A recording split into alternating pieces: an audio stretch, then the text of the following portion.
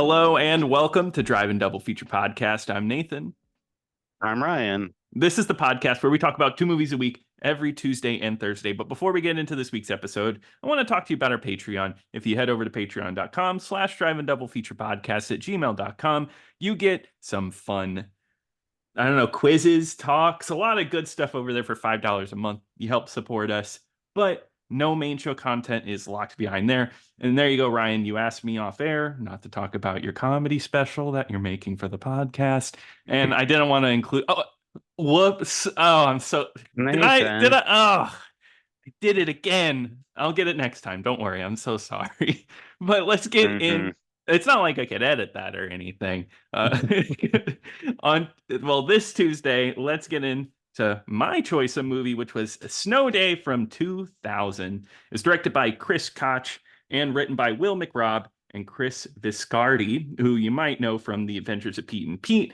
They are the writers of that show, which this movie was meant to be an Adventures of Pete and Pete movie, but got rewritten into its own thing. This is a Nickelodeon kids movie. I don't think we've ever talked about a Nickelodeon movie here before, mainly because it Well, doesn't really fit into most of them don't fit into an obscure, weird category, I don't think. no, yeah, it's I mean, I remember seeing these movies in theaters like when it Yeah. came out. Yeah. And I also read that fact too about it being Pete and Pete. When I read that, I was like, oh, that actually makes a lot of sense, honestly. Yeah, it really does. And I guess speaking of watching this movie in the theater, this is an early memory of mine. I saw this in the movie theater. I was so excited for this movie. I was a huge Nickelodeon kid. Loved Nickelodeon. That was like my cartoon channel of choice. And that of course, they ran ads for this constantly. And I remember begging my parents to take me to the theater to see Snow Day. I saw it in a very busy theater and I forgot about it. I totally out of my mind. I don't even think I really liked this as a kid. The most I remember is telling my dad, I think I liked the storyline with Josh Peck. I was like, that was the good part of the movie, and I didn't like anything else about the movie. This is once again, I was 5 years old when I saw this movie. So That this the standout character of Josh Peck. oh yeah, yeah. Well, he was the star, right? He's the most famous one out of the group here, more famous than Pam Grier, Chevy Chase. Josh Peck is the pinnacle of yeah, That's right. exactly. But yeah, so I did go see this one in the theater. But Ryan, I'm guessing you saw this one too? Yeah, well, it's funny you say that about, like begging your parents to go to this one. Like I do remember seeing this one in theaters. So I would have been like 12 at the time, I think, or 11, something like that. Hmm. Um, and I remember thinking like, oh yeah, that was kind of fun. Like, but and Hmm. I had it on DVD, but I remember I'm just gonna go on a little bit of a tangent. Like when you had said like, you remember begging your parents to go to see it. Like I remember doing that for the first Nickelodeon movie, Harriet the Spy. Oh wow. Yeah, you've talked about this. That's right. Yeah. And I was like begging. Like and I remember like the theater being like packed too, when we Hmm. went. Yeah. And I don't know, it just seemed like I'm like, oh my God, Nickelodeon's making a movie. It was like a huge deal, right? Yeah, because I remember doing that with a lot of Nick movies. Because I remember seeing Doug's first movie in the theater. Um, Well, that was a Disney movie, technically. it was. Oh my God, you're absolutely right with that one. I just connected those pieces. So I guess I'm not a real Doug fan. I was excited for the Disney Doug.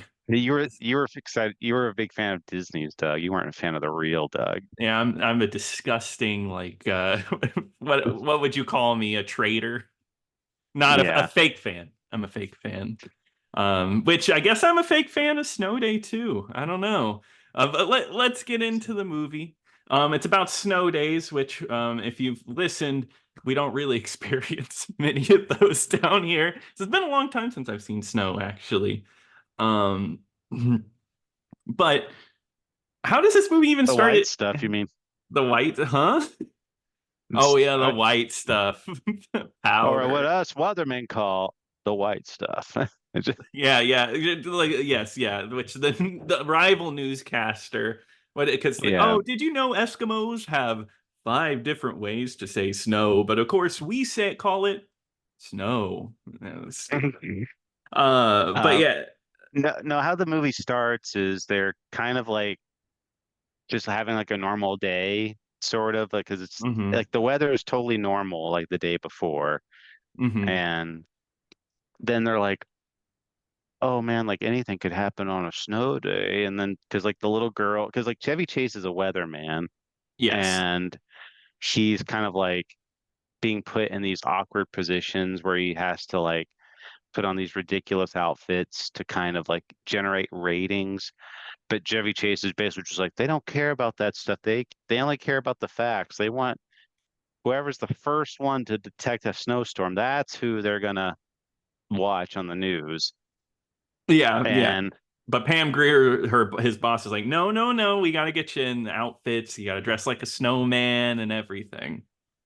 which, yeah, she's Pam Grier, and she's like just like a total nothing character in Such this a movie. boring character. It's so weird She, that she's even in this movie.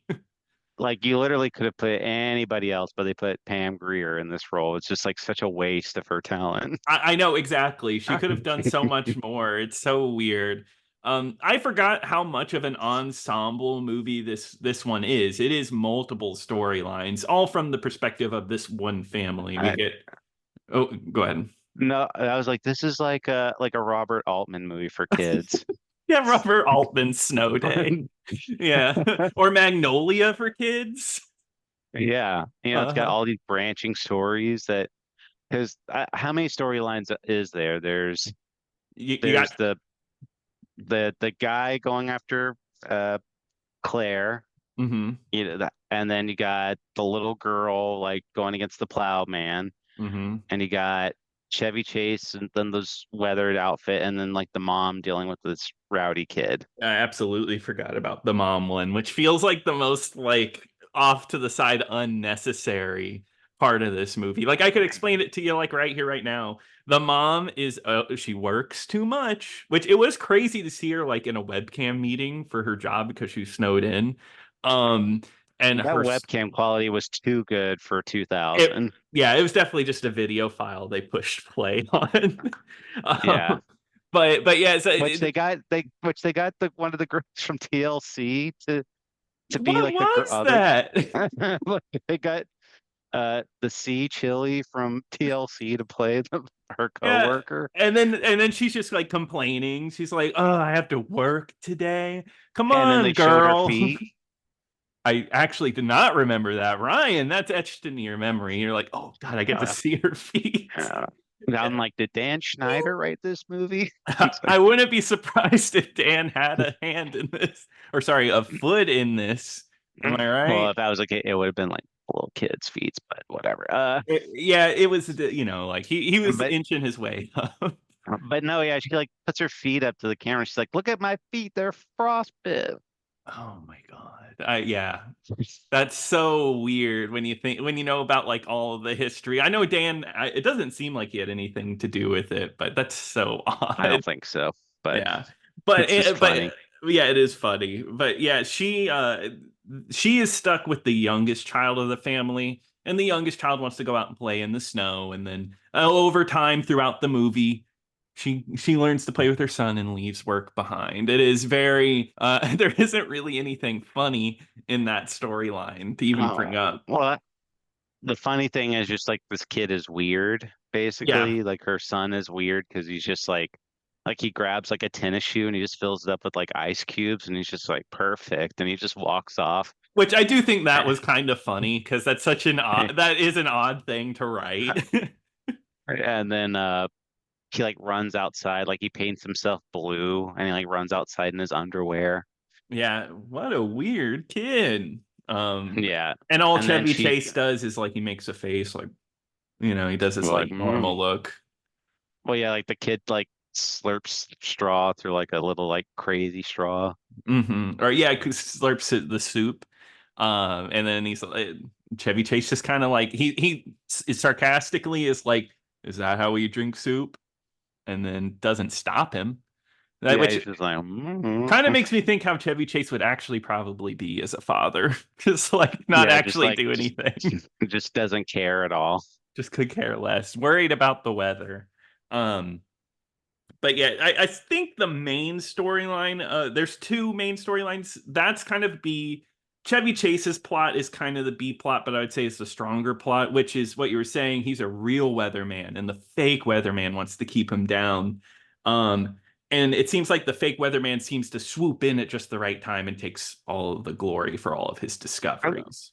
which they make like a big fact about, like, Chevy Chase is like, people are caring about the facts and everything. And this, this weatherman was like being put on this pedestal where he's like a local legend, and people are like, he's so great, Chad. We love Chad. And then, Mhm. but then when like Chevy Chase like exposes him for not being a real meteorologist, just because he asked him, he's like, explain snow. Like, what is this? And he And he's can't. not able to do the, Yeah, so it's a big epic moment. I'd say that's one of the most epic moments of the movie because Chad gets owned, right? he gets totally owned. And but I'm like, I thought in my head, I'm like, would anyone actually care? Like, I wouldn't. No. I assume I mean, I would assume like most weathermen like are like super knowledgeable. Not on like the spot ask like how exactly is snow made and like what makes up snow. Like that's such a big question that like someone had have to answer right then and there. And I get I it mean, why people want to see a weatherman with some personality, right? yeah, that's not like, I could see why people would want to watch him over Chevy Chase, because at least he was like kind of charismatic and everything, and then Chevy Chase was Yeah. just kind of like being Chevy Chase, but not nearly as funny as he's been before. Yeah, it's just this is Chevy Chase kind of just walking through a role. I mean, that's of He this is very era. much phoning it. He's very much phoning it in. Yeah, it's pretty bad. So like I feel like he doesn't bring a personality, so that half of the story doesn't get it. And then we do have the storyline with the older son, who has a Hal, Al. Thank you, Hal. Hal, Hal, yeah, yeah, has a huge which is crush. the guy Oh, that plays Steven Stills in Scott Pilgrim. didn't even connect the two. That's crazy, actually. Does he do anything else? Mark Webber. He's in a few. He's in Weapons 2007. Oh, Yeah, who cares? with Nick Cannon. Good God. Ugh. Yeah. But But but yeah, he has a huge crush on this girl named Claire, and Claire leaves like this. It's a bracelet with a whale on it in the water. He finds it, and on this snow day, he's going to track her down and win her over. This love plot, I think falls really flat. It's honestly to me is very. It's kind of creepy in a oh, way. it's no, it's super creepy Okay, thank you. because he grabs the it's an ankle bracelet, and he grabs it, and he's just like smelling it. He's like wearing it, like trying to put Mhm. it on, and he's like obsessed with this girl, where he knows every little fact about her. He's like, I've counted how many times you blink in a day, and Yeah. Which I uh, guess is just supposed to be cute. Not yeah, really. it's supposed to, like, in the movie they're framing it, it's like, oh my God, he knows so much about me, like he's so charming, Yeah. type of thing. But And but like you said, it just comes across like very creepy, because it's like to the point of like he's obsessed with her, like stalking her. yeah, and just but one thing I do think that this plot line does well, or maybe not well, but something that I did like was that he does make a big gesture, like a big mark in the snow of a whale, because he's like, "That's your favorite animal," and then she's like, "Animals, whales aren't my favorite animals. They're zebras," and I like that. That like it was like he didn't win her over because of his obsession with her. His obsession actually was wrong. So the movie wasn't like at least giving him the okay to be that kind of creep, even though they still play it like, oh, it's kind of cute, isn't it? Yeah, they very much still want you to be like charmed by his behavior, like, oh my God, like he's so Yeah. like, even though he got the animal wrong, like he's still very much like aware of her and everything. uh Yeah.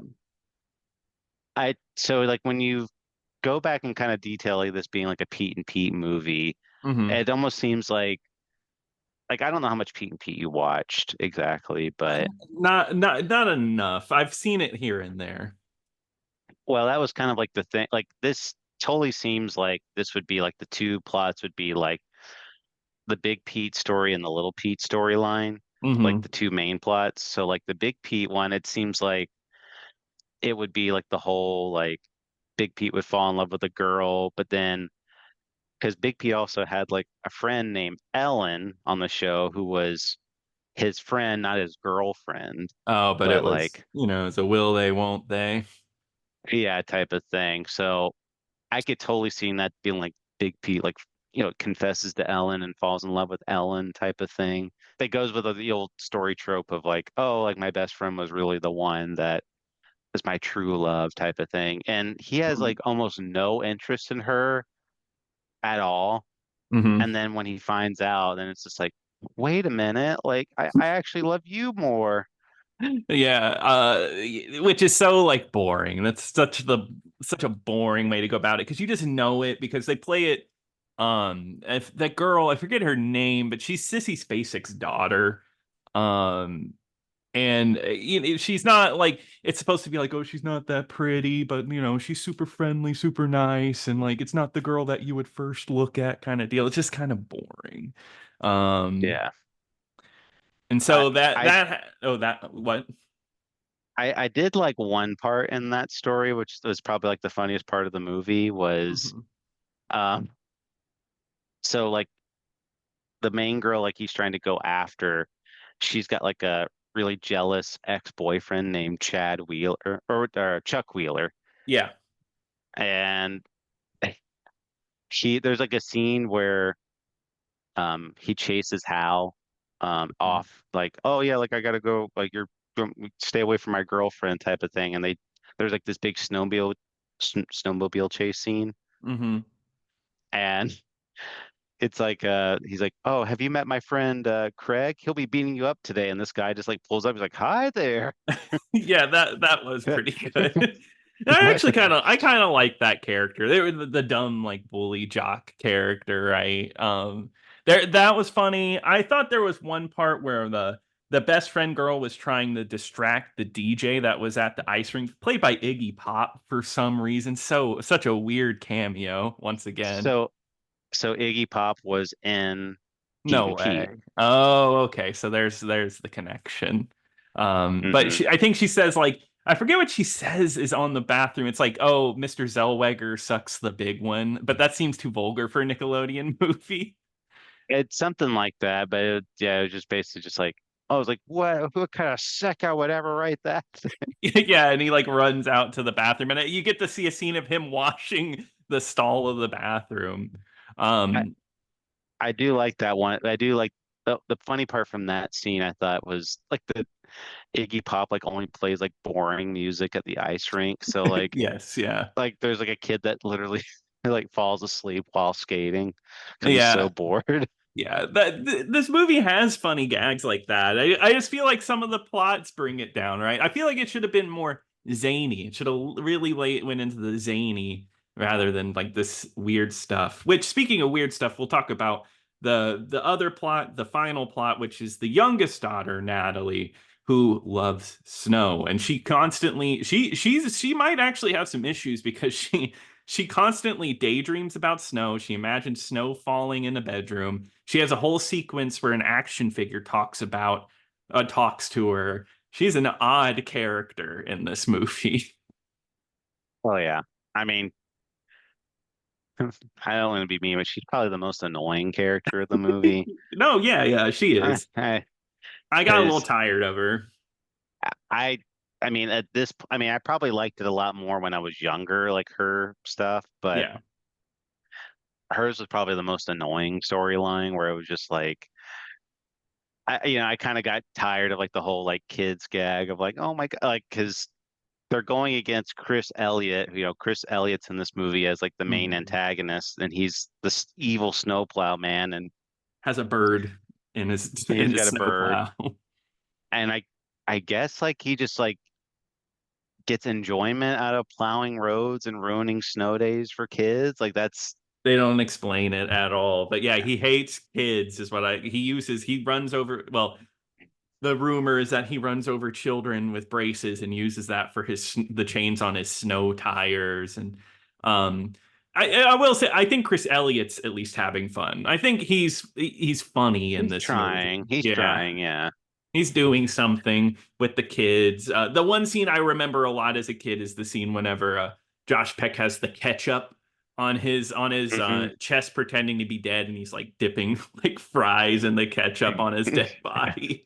I remember that too. I was just Yeah. eating the fries. Yeah, they Um, definitely play in like the fat kid trope though, because they add like fart noises in and stuff when he's running away with his pants down, which is a little odd. they don't give this character like any redeeming quality. Like in the No. beginning of the movie, he's got like food stacked on his plate. Mhm. He's so fat. He loves food, and he's so fat. He farts, and he can't run fast. So bad. He's Um, one thing I want to. There's two main things that I about this movie that I wanted to address. Is like one of like how weird like the time structure is of this day. Like it okay, just yeah. goes on for like an eternity Mm, almost, I feel like, because they show like so there was no snow the day before this. It was completely snowless. yeah. And then like they're like, okay, there's a snow day, and then she like, okay, I'm gonna go to there's snow fort, and like these kids have already like rigged up a TV with Hmm. lights, and they just built like this entire snow fort. I'm like, They can play video games in there. that would take hours, Oh yeah, definitely. But days, if not. it's literally the snow just fell and they were like, all right, I'm already getting the digging on this snow Well, fort. And it's beautiful too with slides and everything. right, they got like a whole constructed fort in there that has Hmm. electricity, and Yeah. And then, and then what? And when Hal digs the whale too, I'm like thinking like that again. That would take forever. oh, it would. Yeah, definitely. But then, like, if you think about it, the snow plow snowing or plowing a street doesn't take that long, but it seems like it takes Chris Elliott forever to do a street because that's all they say in the end, right? They're like, "Oh, we replowed our street." Like, it's only one street. That doesn't matter. Yeah. Well, like, because at the end of the movie, it's like he said he did all of them except one, and so like Yes. there was like that was like the last hold was like that one street. Yeah. So at the end of the movie, they steal the plow, and they're like, okay, we're gonna unplow all the streets. Oh, okay. Yeah, that makes sense. So Which they do steal it from Chris Elliott and everything. Um, one thing that is funny is that Chris Elliott knows like these kids' parents pretty well, and he's just the snowplow man. It's not like he works for the school or anything. And he like goes up to like the mom's door at one point. He's like, "I want to talk to you about your kid. They seem like they're being a little bit of a troublemaker," which I think is funny for a snowplow man to do. well, no, he goes there and like asks, where is your daughter? I want to take her for a That's right. snowplow ride. So odd. But that's that character in a nutshell. But no, Well, every no, the other thing I wanted to mention too that bothered me was like this snowplow man like almost kills these children multiple times. oh yeah. And like and he also like wrecks another car at one point He just runs right because into it. right. And like there's no repercussions for any of this. Like these kids could have easily just been like the snowplow man like tried to kill me, or like the owner of that car being like, you just wrecked my car. Like I Mhm. like I'm going to sue you, basically. And that could have just been all over. But people like, the family's just like, fine, like whatever. Yeah, they're like, huh, I wonder how that happened. And then yeah, all these kids, either like it's just maybe it's a time-honored tradition in this town, that the snowplow man is just evil, and it's just like, oh, it is what it is. Even And he though kidnaps Josh Peck too. yeah, yeah, and like I remember that scene where he's writing like help on the window of the snowplow. Hmm. I remember that scene in the theater because everyone was laughing. Like it was like so like I remember that moment where everyone was just And, dying of laughter. and you did it again too. You're like, oh, Oh yeah, I was cracking up. It was so weird how much I remembered. It's one of those movies I forgot about, but when I was watching it, it all came back to mm-hmm. me. But of course, the movie ends happy, and they get that coveted second snow day at the end of the movie. Um, I do think overall for this movie, I don't hate this movie by any means. I just think it's okay. I don't think like it's anything worth watching, to be honest with you. But like it had some funny jokes. It was watchable. I thought it was a perfectly watchable movie, but not one I could easily be like, you gotta watch this. You know what I mean? Well, and I mean, it is what it is. It's a movie for kids. So I mean, like I Yeah. liked it. I enjoyed it a lot when I was younger, but watching it now as an adult, I watch it. I'm just like, yeah, this is not as good as I remember it.